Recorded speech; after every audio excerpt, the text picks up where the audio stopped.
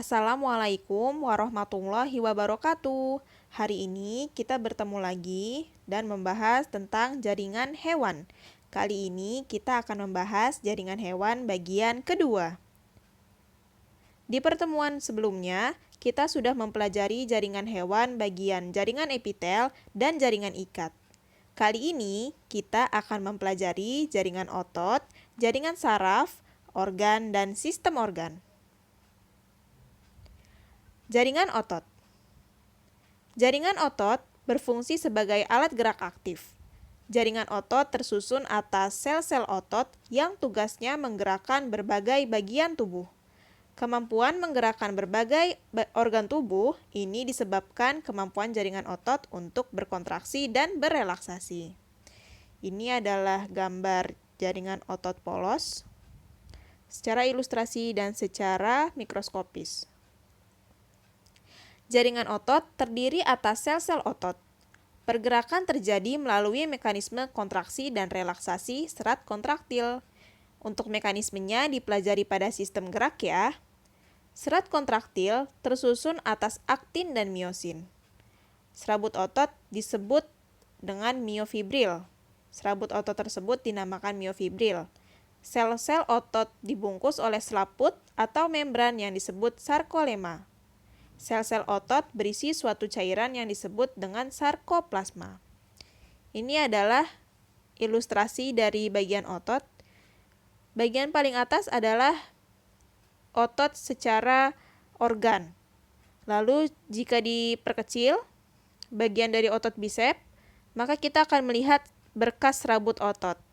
Berkas serabut otot ini terdiri dari serabut otot tunggal atau sel-sel otot yang memiliki nukleus.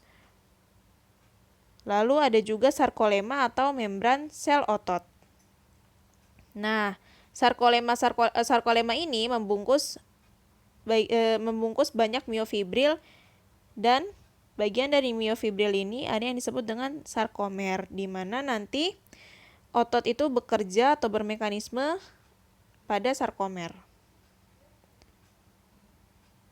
Kemudian ini adalah otot lurik atau otot rangka.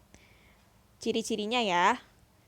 Yang pertama adalah berbentuk silinder panjang, bekerja secara sadar, maksudnya kita bisa menyadari kalau tubuh kita bergerak ya. Maksudnya bisa dengan kehendak kita bergerak. Misalnya seperti kita berlari atau mengambil barang atau melakukan aktivitas yang menggunakan otot, itu berarti otot lurik bekerja secara sadar. Lalu memiliki inti sel lebih dari satu dan terletak pada tepi. Reaksinya cepat namun cepat lelah.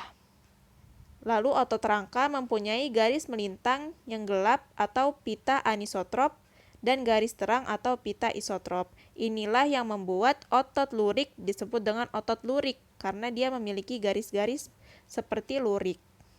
Begitu ya teman-teman. Lihat. Dia inti selnya lebih dari satu, ada yang dua, lalu terletak di pinggir, tidak di tengah-tengah sel. Oke. Kemudian ada otot polos. Tadi kita belajar tentang otot rangka, sekarang kita membahas otot polos. Ciri-ciri dari otot polos, pertama berbentuk seperti gelendong. Gelendongnya dia tidak garis seperti otot lurik, dia berbentuk gelendong. Lalu inti selnya tunggal di tengah sel. Bekerja secara tidak sadar. Kita tidak bisa menghendaki gerakan dari otot polos, tidak seperti otot rangka ya. Kita bisa secara sadar melakukan sesuatu, tapi kalau otot polos ini kita tidak bisa mengatur gerakannya. Jadi mau kita kita nggak bisa menyuruh otot polos ini untuk berhenti bergerak. Tidak seperti otot rangka, kita bisa mengaturnya. Lalu waktu kerjanya lama. Misalnya ketika kita terbangun, lalu ketika kita tertidur, otot polos ini selalu bekerja. Ada di semua dinding organ yang berongga seperti di pembuluh darah, usus, rahim, dan lain sebagainya. Hampir seluruh organ memiliki otot polos. Misalnya seperti di sistem pencernaan, lalu di sistem sirkulasi di dinding pembuluh darah, seperti itu. Kemudian ada otot jantung. Otot jantung ini bentuknya mirip seperti otot lurik, tetapi bercabang. Kalau otot lurik itu kan sendirian ya. Dia satu sel itu panjang gitu. Nah, kalau otot jantung ini bercabang. Nah, kerja otot jantung ini mirip seperti otot polos, yaitu secara tidak sadar. Mau kita terbangun atau kita tertidur, otot jantung pasti selalu bekerja. Inti selnya 1 atau 2 di tengah. Kerja terus-menerus dan tahan lama tanpa lelah, tentu saja ya. Kalau otot jantungnya lelah, bisa jadi jantung kita bermasalah nanti. Mungkin di peredaran darah kita tidak lancar karena jantungnya bekerjanya lemah. Seperti itu. Ciri khas otot jantung adalah mempunyai diskus interkalaris. Kita lihat ya.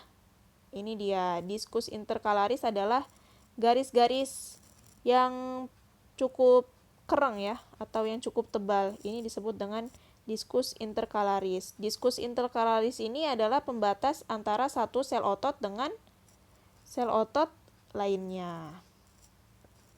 Lalu ini ada ilustrasinya. Yang gambarnya garis-garis yang cukup tebal ini adalah diskus interkalaris. Lalu ini adalah perbandingan antara otot lurik, otot polos, dan otot jantung secara gambar, secara visual atau secara morfologinya. Ya, otot polos berbentuk gelendong, dia ini ada di hati, di usus, lambung, dan di sistem-sistem pencernaan. Lalu ada juga otot lurik ini satu-satu ya, satu garis seperti itu, tidak bercabang, dan dia ini ada melekat pada tulang dan berfungsi untuk bergerak secara aktif. Kemudian ada otot jantung. Otot jantung ini hanya ada di jantung, lalu bercabang, memiliki diskus interkalaris ya, tetapi di sini tidak terlalu digambarkan. Dan inti selnya ini ada 2 atau 1. Kemudian kita akan memasuki jaringan saraf. Oh iya, lanjutan dari jaringan otot akan dibahas di sistem gerak. Sekarang kita akan membahas jaringan saraf. Jaringan saraf tersusun atas sel-sel saraf atau neuron. Jaringan saraf berfungsi untuk mengatur dan mengordinasi segala aktivitas tubuh. Sel saraf terdiri atas badan sel yang memiliki banyak cabang. Cabang-cabang inilah yang menghubungkan sel saraf yang satu dengan sel saraf lainnya sehingga terbentuk jaringan saraf. Ini adalah gambar sel saraf. Lalu kita akan mempelajari tentang struktur dari sel saraf. Yang pertama ada badan sel. Badan sel adalah bagian terbesar, merupakan bagian utama sel saraf yang mengandung inti, sitoplasma, dan membran sel. Ini adalah badan sel. Kemudian dendrit. Dendrit merupakan perpanjangan sitoplasma badan sel saraf. Fungsinya membawa rangsangan menuju badan sel saraf. Dendrit adalah ini, yang kecil-kecil di dekat badan sel. Lalu ada neurit atau akson, berfungsi untuk membawa rangsangan meninggalkan badan sel saraf menuju sel saraf lain atau jaringan, seperti kelenjar dan otot. Titik pertemuan antara terminal akson yang satu dengan neuron yang lain disebut dengan sinapsis. Ini akson yang di balik selubung mielin ya. Di dalamnya adalah akson. Nah ini ada celah-celahnya yang tidak tertutupi selubung mielin. Lalu ujung dari akson ini ketika bertemu dengan sel saraf lain disebut dengan sinapsis. Akson terbentuk dari 3 bagian, yaitu neurilemma atau sel swan. Di sini tidak tertulis ya sel swannya. Lalu ada selubung mielin dan nodus Ranvier. Nah, Neuron menerima rangsangan dikelompokkan menjadi yang pertama ada neuron aferen atau neuron sensorik, yaitu berfungsi sebagai menerima sinyal dari reseptor dan mengirimkannya ke saraf pusat. Kemudian ada neuron intermediate atau interneuron, merupakan penghubung sel saraf yang satu dengan sel saraf lain. Lalu ada neuron eferen atau motorik. Fungsinya ini mengirimkan sinyal dari saraf pusat ke efektor. Nanti mekanismenya akan dibahas lebih dalam ketika kita mempelajari sistem koordinasi. Nah, selanjutnya adalah organ.